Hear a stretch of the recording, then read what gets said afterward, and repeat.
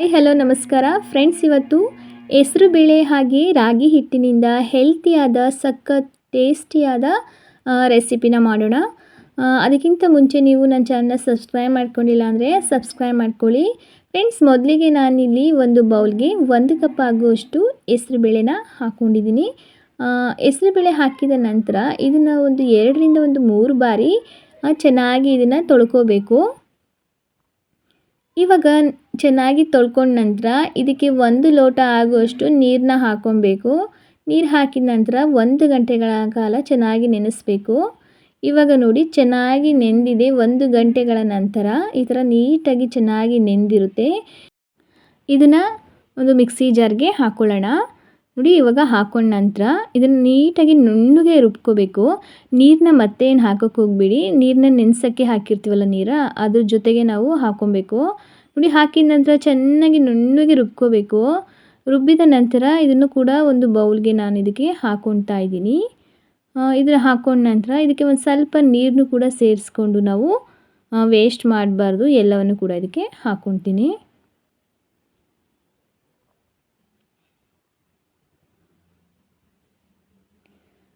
ಇವಾಗ ಇದೆಲ್ಲ ಹಾಕಿದ ನಂತರ ನಾವು ಯಾವ ಕಪ್ಪಲ್ಲಿ ನಾವು ಹೆಸರು ಬೇಳೆನ ತಗೊಂಡಿದ್ದೀವಲ್ವ, ಅದೇ ಕಪ್ಪಲ್ಲಿ 1 ಕಪ್ ಆಗುವಷ್ಟು ರಾಗಿ ಹಿಟ್ಟನ್ನು ಕೂಡ ಹಾಕ್ಕೊಬೇಕು.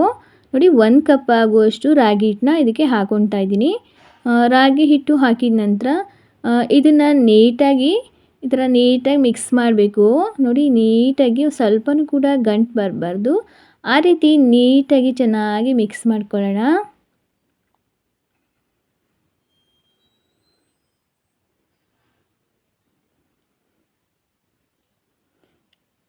ಇವಾಗ ಇದಕ್ಕೆ ಒಂದು ಸ್ವಲ್ಪ ನಾವು ನೀರನ್ನ ಸೇರಿಸ್ಕೊಳ್ಳೋಣ. ಅಂದರೆ 1 ಕಪ್ ಆಗುವಷ್ಟು ನೀರನ್ನ ಇದಕ್ಕೆ ಹಾಕ್ಕೊಳ್ತಾ ಇದ್ದೀನಿ. ನೀರು ಹಾಕಿದ ನಂತರ ಮತ್ತೆ ಚೆನ್ನಾಗಿ ಇದನ್ನ ಮಿಕ್ಸ್ ಮಾಡ್ಕೋಬೇಕು.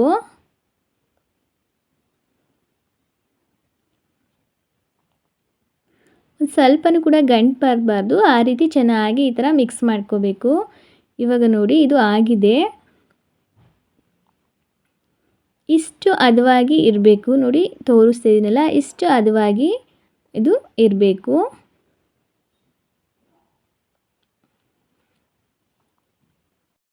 ಇವಾಗ ಹಿಟ್ಟು ಕೂಡ ಚೆನ್ನಾಗಿ ನೆನೆಬೇಕು ಅಂತ ಇದಕ್ಕೆ ಒಂದು ಪ್ಲೇಟ್ನ ನಾವು ಮುಚ್ಚಿ ಇದನ್ನು ನಾವು ಒಂದು 3 ಗಂಟೆಗಳ ಕಾಲ ಚೆನ್ನಾಗಿ ನೆನೆಸಬೇಕು. ಇದು ಚೆನ್ನಾಗಿ ನೆನೆದ ನಂತರ ನೋಡಿ, ಈ ರೀತಿ ಇರುತ್ತೆ. ಕರೆಕ್ಟಾಗಿ ಚೆನ್ನಾಗಿ ನೆಂದಿರುತ್ತೆ. ಇವಾಗ ಇದಕ್ಕೆ ಒಂದು ಸ್ವಲ್ಪ ನಾವು ರುಚಿಗೆ ತಕ್ಕಷ್ಟು ಸ್ವಲ್ಪ ಉಪ್ಪನ್ನ ಹಾಕಬೇಕು. ಉಪ್ಪು ಹಾಕಿದ ನಂತರ ಇದನ್ನು ಚೆನ್ನಾಗಿ ಒಂದು ಸಲ ನೀಟಾಗಿ ಮಿಕ್ಸ್ ಮಾಡ್ಕೋಬೇಕು. ನೋಡಿ, ಈ ರೀತಿ ಚೆನ್ನಾಗಿ ಮಿಕ್ಸ್ ಮಾಡ್ಕೋಬೇಕು. ಇದಕ್ಕೆ ಒಂದು ಸ್ವಲ್ಪ ನಾವು ನೀರನ್ನ ಸೇರಿಸ್ಕೊಳ್ಳೋಣ. ಒಂದು ಸ್ವಲ್ಪ ಗಟ್ಟಿ ಇದೆ, ಅದಕ್ಕೆ ಒಂದು ಸ್ವಲ್ಪ ಇದಕ್ಕೆ ನೀರನ್ನ ಹಾಕ್ಕೊಬೇಕು. ನೋಡಿ, ಒಂದು ಸ್ವಲ್ಪ ನೀರನ್ನ ಸೇರಿಸ್ತಾ ಇದ್ದೀನಿ. ನೀರು ಹಾಕಿದ ನಂತರ ಮತ್ತೆ ನೀಟಾಗಿ ಚೆನ್ನಾಗಿ ಇದನ್ನು ಮಿಕ್ಸ್ ಮಾಡ್ಕೋಬೇಕು. ಇವಾಗ ಕರೆಕ್ಟಾಗಿ ಹದವಾಗಿದೆ. ನೋಡ್ತಿದ್ದೀರಲ್ಲ, ಈ ರೀತಿ ಇರಬೇಕು ಹದವಾಗಿ. ಇದನ್ನು ಒಂದು ಸೈಡಿಗೆ ಎತ್ತಿಟ್ಕೊಳ್ಳೋಣ. ಇವಾಗ ಒಂದು ಸಣ್ಣ ಬೌಲಿಗೆ ನಾನಿಲ್ಲಿ ಒಂದು ಅರ್ಧ ಟೊಮೊಟೊನ ಸಣ್ಣದಾಗಿ ಕಟ್ ಮಾಡಿ ಹಾಕ್ಕೊಳ್ತಾ ಇದ್ದೀನಿ.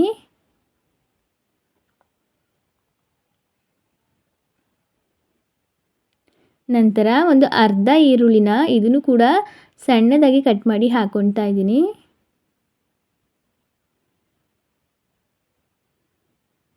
ನಂತರ ಒಂದು 1/4 ಟೇಬಲ್ ಸ್ಪೂನ್ ಆಗುವಷ್ಟು ಖಾರದ ಪುಡಿನ ಹಾಕ್ಕೊಳ್ತಾ ಇದ್ದೀನಿ. ಹಾಗೆ ಒಂದು ಸ್ವಲ್ಪ ಉಪ್ಪಿನ ಪುಡಿನೂ ಕೂಡ ಹಾಕ್ಕೊಳ್ತಾ ಇದ್ದೀನಿ.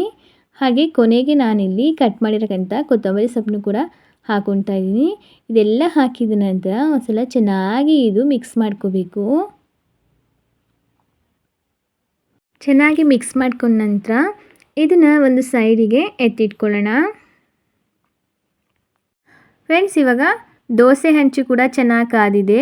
ಸ್ವಲ್ಪ ನೀರನ್ನ ಚಿಮ್ಮಿಸ್ಬಿಟ್ಟು ಇವಾಗ ದೋಸೆ ಹಿಟ್ಟನ್ನ ಇದಕ್ಕೆ ಹಾಕ್ತಾಯಿದ್ದೀನಿ. ನೋಡಿ, ಈ ರೀತಿ ತೆಳುವಾಗಿ ನಾನು ದೋಸೆ ಹಿಟ್ಟನ್ನ ಹಾಕ್ತಾಯಿದ್ದೀನಿ. ನಾನು ಕ್ರಿಸ್ಪಿ ಆಗಲಿ ಅಂತ ಹೇಳಿ ತೆಳುವಾಗಿ ಇದನ್ನು ದೋಸೆ ಹಿಟ್ಟನ್ನ ಹಾಕ್ತಾಯಿದ್ದೀನಿ. ಹಾಗೆ ಒಂದು ಲಿಡ್ನ ಕ್ಲೋಸ್ ಮಾಡಿಬಿಟ್ಟು ಇದನ್ನ ಚೆನ್ನಾಗಿ ಒಂದು 5ರಿಂದ ಒಂದು 10 ನಿಮಿಷ ಚೆನ್ನಾಗಿ ಬೇಯಿಸ್ಕೊಳ್ಳೋಣ. ಮತ್ತು ನಾವು ಲಿಡ್ನ ತೆಗೆದು ಬೇಯಿಸಿದ ನಂತರ ಮತ್ತೆ ನಾವು ಲೋ ಫ್ಲೇಮಲ್ಲಿ ಚೆನ್ನಾಗಿ ಬೇಯಿಸ್ಕೋಬೇಕು. ಚೆನ್ನಾಗಿ ಬೆಂದ ನಂತರ ನೋಡಿ ಈ ಥರ ಆದಮೇಲೆ ಸ್ವಲ್ಪ ತುಪ್ಪ ಹಾಕ್ಕೊಂಡಿದ್ದೀನಿ. ಸ್ವಲ್ಪ ತುಪ್ಪ ಹಾಕಿದ ನಂತರ ನೋಡಿ ಈ ಥರ ಕ್ರಿಸ್ಪಿಯಾಗಿ ಬರುತ್ತೆ. ನೋಡಿ ದೋಸೆ ಮಾಡುವಾಗ ನಾವು ಲೋ ಫ್ಲೇಮಲ್ಲೇ ಇಟ್ಕೊಂಡು ನಾವು ಕ್ರಿಸ್ಪಿ ದೋಸೆನ ಮಾಡ್ಕೋಬೇಕು. ತುಂಬಾ ಕ್ರಿಸ್ಪಿಯಾಗಿ ಬರುತ್ತೆ. ಇವಾಗ ಇದಾಗಿದೆ. ಇವಾಗ ಮತ್ತೆ ಇನ್ನೊಂದು ದೋಸೆನ ಹಾಕಿ ತೋರಿಸ್ತಾ ಇದ್ದೀನಿ. ಇದು ಪ್ಲೈನ್ ದೋಸೆನ ನಿಮಗೆ ಮಾಡಿ ತೋರಿಸ್ತಾ ಇದ್ದೀನಿ. ಈ ರೀತಿ ಚೆನ್ನಾಗಿ ಪ್ಲೈನ್ ದೋಸೆ ಬರುತ್ತೆ. ತುಂಬಾ ಸಾಫ್ಟಾಗಿರುತ್ತೆ. ಇದಕ್ಕೆ ಒಂದು ಸ್ವಲ್ಪ ನಾನು ತುಪ್ಪ ಹಾಕ್ಕೊತಾ ಇದ್ದೀನಿ. ತುಪ್ಪ ಹಾಕಿದ ನಂತರ ಮತ್ತೆ ಲಿಡ್ನ ಕ್ಲೋಸ್ ಮಾಡಿ ಇದೊಂದು 5ರಿಂದ ಒಂದು 10 ನಿಮಿಷ ಚೆನ್ನಾಗಿ ಬೇಯಿಸ್ಕೊಳ್ಳೋಣ. ನೋಡಿ ಚೆನ್ನಾಗಿ ಬೇಯ್ದ ನಂತರ ಇದು ಕೂಡ ಅಷ್ಟೇ ತುಂಬಾ ಚೆನ್ನಾಗಿ ಬಂದಿದೆ. ತುಂಬಾ ಸಾಫ್ಟಾಗಿದೆ. ಯಾವುದೇ ಥರ ಸೋಡಾ ಏನೂ ಹಾಕಿಲ್ಲ. ಆದರೂ ಕೂಡ ಅಷ್ಟೇ ತುಂಬಾ ಸಾಫ್ಟಾಗಿದೆ. ರುಚಿನೂ ಅಷ್ಟೇ ಬಹಳ ಚೆನ್ನಾಗಿದೆ. ಈ ರೀತಿ 2 ಸೈಡು ಚೆನ್ನಾಗಿ ಈ ಥರ ನೀಟಾಗಿ ಬೇಯಿಸ್ಕೋಬೇಕು. ಚೆನ್ನಾಗಿ ಬೆಂದ ನಂತರ ಇದನ್ನು ಕೂಡ ಅಷ್ಟೇ ಒಂದು ಪ್ಲೇಟಿಗೆ ನಾವು ಎತ್ತಿಟ್ಕೊಳ್ಳೋಣ. ಇವಾಗ ಮತ್ತೆ ಇನ್ನೊಂದು ದೋಸೆನ ಹಾಕಿ ತೋರಿಸ್ತಾ ಇದ್ದೀನಿ. ಇದು ಕೂಡ ಅಷ್ಟೇ ತುಂಬ ಚೆನ್ನಾಗಿರುತ್ತೆ ಸೆಟ್ ದೋಸೆ. ಇವಾಗ ಆಗಲೇ ನಾವು ಎತ್ತಿಟ್ಟಿದ್ದೀವಲ್ಲ ಈರುಳ್ಳಿ, ಟೊಮೊಟೊ, ಕೊತ್ತಂಬರಿ ಸೊಪ್ಪು, ಖಾರದ ಪುಡಿ ಎಲ್ಲ ಹಾಕಿದ್ವಲ್ಲ ಅದನ್ನು ಇದಕ್ಕೆ ಸ್ವಲ್ಪ ಮೇಲ್ಗಡೆ ಹಾಕ್ಕೊಳ್ಳೋಣ. ತುಂಬಾ ರುಚಿಯಾಗಿರುತ್ತೆ ಇದೆಲ್ಲ ಹಾಕಿರೋದ್ರಿಂದ. ಇದಕ್ಕೆ ಯಾವುದೇ ಥರ ಚಟ್ನಿ ಏನು ಬೇಡ, ಹಾಗೆ ಕೂತು ಕೂಡ ತಿನ್ಬೋದು. ಬಹಳ ಚೆನ್ನಾಗಿರುತ್ತೆ. ಇದಕ್ಕೆ ಒಂದು ಸ್ವಲ್ಪ ತುಪ್ಪ ಹಾಕಿಬಿಟ್ಟು ಈ ರೀತಿ ಚೆನ್ನಾಗಿ ಈ ಥರ ಪ್ರೆಸ್ ಮಾಡಬೇಕು. ಆವಾಗ ನೀಟಾಗಿ ಚೆನ್ನಾಗಿ ಅದು ಸೆಟ್ ಆಗುತ್ತೆ. ನೋಡಿ ಇದೆಲ್ಲ ಆದಮೇಲೆ ಈಗ ಮತ್ತೆ ಇನ್ನೊಂದು ಸೈಡು ಚೆನ್ನಾಗಿ ಬೇಯಿಸ್ಕೊಳ್ಳೋಣ. ಇದನ್ನು ನಿಧಾನವಾಗಿ ನಾವು ಮಡ್ಸಾಕಬೇಕು. ಇವಾಗ ಒಂದು ಸ್ವಲ್ಪ ಮೇಲೆ ತುಪ್ಪ ಹಾಕ್ಕೊಳ್ಳೋಣ. ತುಪ್ಪ ಹಾಕಿದ ನಂತರ ಒಂದು 2 ನಿಮಿಷ ಇದನ್ನು ಚೆನ್ನಾಗಿ ಬೇಯಿಸ್ಕೊಳ್ಳೋಣ. ನೋಡಿ ಚೆನ್ನಾಗಿ ಬೆಂದ ನಂತರ ಇದನ್ನು ಮತ್ತೆ ನೀಟಾಗಿ ಇನ್ನೊಂದು ಸೈಡ್ ಮತ್ತೆ ಬೇಯಿಸ್ತಾ ಇದ್ದೀನಿ. ಇವಾಗ ಕಂಪ್ಲೀಟಾಗಿ ಇದಾಗಿದೆ. ಇದನ್ನು ಒಂದು ಸಪ್ರೇಟ್ ಪ್ಲೇಟಿಗೆ ಹಾಕ್ಕೊಳ್ಳೋಣ. ನೋಡ್ತಾ ಇದ್ದೀರಲ್ಲ ಫ್ರೆಂಡ್ಸ್, ಇವತ್ತಿನ ಈ ರೆಸಿಪಿ ಹೇಗಿತ್ತು ಅಂತ. 3 ಥರದಲ್ಲಿ ನಾವು ದೋಸೆನ ಮಾಡ್ಕೋಬೋದು. ಕ್ರಿಸ್ಪಿಯಾಗೂ ಮಾಡ್ಕೋಬೋದು, ನಾರ್ಮಲ್ ದೋಸೆ ಮಾಡ್ಕೋಬೋದು, ಹಾಗೆ ಸೆಟ್ ದೋಸೆನೂ ಕೂಡ ಮಾಡ್ಕೋಬೋದು. ನಿಮಗೆ ಯಾವುದು ಇಷ್ಟನೋ ಅದು ದೋಸೆನ ನೀವು ಮಾಡ್ಕೊಂಡು ತಿನ್ಬೋದು. ಬಹಳ ರುಚಿಯಾಗಿರುತ್ತೆ, ಹೆಲ್ತಿಯಾಗಿರುತ್ತೆ. ಹಾಗೆ ಮಕ್ಕಳಿಗೂ ಕೂಡ ತುಂಬಾ ಹೆಲ್ತಿಯಾಗಿ ದೋಸೆನ ಮಾಡ್ಕೊಡ್ಬೋದು. ಹಾಗೆ ಡಯಟ್ ಮಾಡೋರಿಗೂ ಅಷ್ಟೇ ತುಂಬಾ ಒಳ್ಳೆಯದು. ಡಯಾಬಿಟಿಸ್ ಇರೋರಿಗೂ ಅಷ್ಟೇ ತುಂಬಾ ಹೆಲ್ತಿಗೆ ಒಳ್ಳೆಯದು. ಹಾಗೆ ಶುಗರ್ ಪೇಷಂಟ್ಸ್ಗಳಿಗೂ ಅಷ್ಟೇ ರಾಗಿ ದೋಸೆ ತುಂಬಾ ಹೆಲ್ತಿಗೆ ಒಳ್ಳೆಯದು. ಈ ಥರ ಒಮ್ಮೆ ಟ್ರೈ ಮಾಡಿ ನೋಡಿ, ತುಂಬ ರುಚಿಯಾಗಿರುತ್ತೆ ಅಂತಲೇ ಹೇಳ್ಬೋದು. ಈ ರೆಸಿಪಿ ನೀವೆಲ್ಲರಿಗೂ ಇಷ್ಟ ಆಗಿದೆ ಅನ್ಕೋತೀನಿ ಫ್ರೆಂಡ್ಸ್. ಇಷ್ಟ ಆಗಿದರೆ ಪ್ಲೀಸ್ ನನ್ನ ಚಾನಲ್ ಸಬ್ಸ್ಕ್ರೈಬ್ ಮಾಡ್ಕೊಳ್ಳಿ.